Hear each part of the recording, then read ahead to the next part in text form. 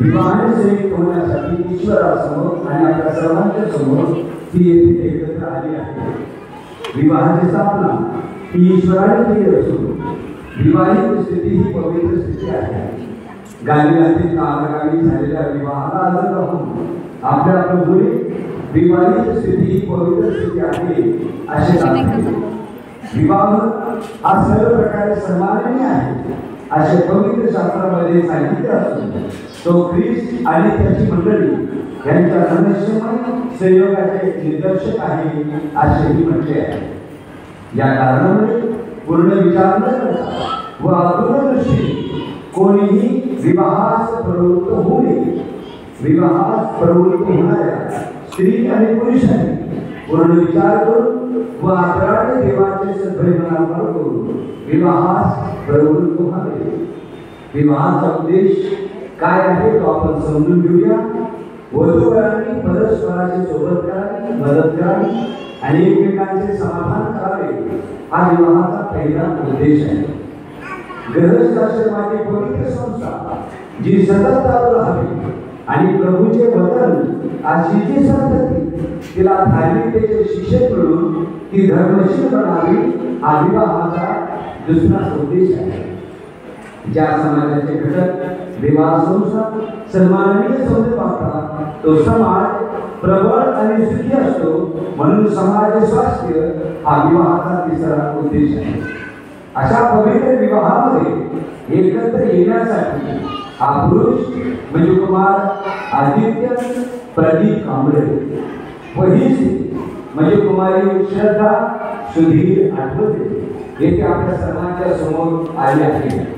मी आपल्या सर्वांना अशी विचारणा करतो की हा पुरुष आणि ही स्त्री या दोघांचं लग्न कायद्याने होऊ नये असं कोणतंही कारण जर आपल्यापैकी कोणाला माहीत असेल आपण या लग्नाचा संपूर्ण खर्च घेऊन 2 साक्षीदार घेऊन या लग्नाला इथे कारण दाखवावे। कुमार आदित्य प्रदीप कांबळे आणि कुमारी श्रद्धा सुधीर आठवते या दोघांचं लग्न कायद्यामध्ये होऊ नये असं कोणतंही कारण जर आपल्यापैकी कोणाला माहीत असेल आपण या लग्नाचा संपूर्ण खर्च घेऊन 2 साक्षीदारांशी या लग्नाला इथे कारण दाखवावे। शेवटी आणि दुसऱ्यांदा विचारतो की आदित्य आणि श्रद्धा या दोघांचं लग्न कायद्याने होऊ नये असं कोणतंही कारण आपल्यापैकी कोणालाही माहीत असेल आपण या विवाहाचा संपूर्ण खर्च आणि 2 साक्षीदार घेऊन या विवाहाला इथेच कारण दाखवावे। जसा या लग्नाच्या संबंधी कोणीही अपशब्द बोलू नये। आदित्य आणि श्रद्धा तुमच्या दोघांना तुमचं लग्न कायद्याने होऊ नये असं योग्य कारण जर माहीत असेल न्यायाच्या दिवशी जसे तुम्ही स्पष्ट सांगाल तसे तुम्ही या ठिकाणी तुम्ही दोघेही स्पष्ट सांगा असे मी तुम्हाला आज्ञा देत आहे। आदित्य श्रद्धा सोबत लग्न होऊ नये असं काही कारण आहे? श्रद्धा आदित्य सोबत लग्न होऊ नये असं काही कारण आहे?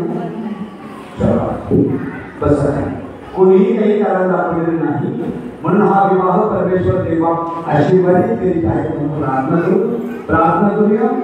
हे सर्व समर्थ आणि परम दयावंत बापा तुझ्या सुंदराने आम्हाला प्राप्त झालेल्या सर्व आशीर्वादाबद्दल आणि तुझ्या कृपेने मिळालेल्या सर्व देण्याबद्दल आम्ही तुझे सवाल करीत प्रेम रूपी पवित्र देवीचे जन्म व्हावे ती पवित्र राहावी आणि तिला पूर्णावस्था प्राप्त व्हावी म्हणून जी विवाह संसार स्थापन केले आहे विशेषतः तिच्याबद्दल आम्ही तुझे उपकार मानतो। तुझ्या सांगण्याशिवाय आम्हाला कोणतीही गोष्ट करावी तशी करता येत नाही म्हणून आमची तुझ्याकडे अशी प्रार्थना आहे की ज्याप्रमाणे तू तुझ्या सूत्राने त्यांना एकत्र आणलं आहेस त्याचप्रमाणे त्यांच्यावर तुझी दया करून त्यांना संबंध कर तरच त्यांना परस्पराची समर्थेचा तू करा करता येईल आणि आता जी एकमेकाला वचन देणार आहे ती इमानाने पाळता येईल। आमचा प्रभू येशू ख्रिस्त याच्या द्वारे आमेन।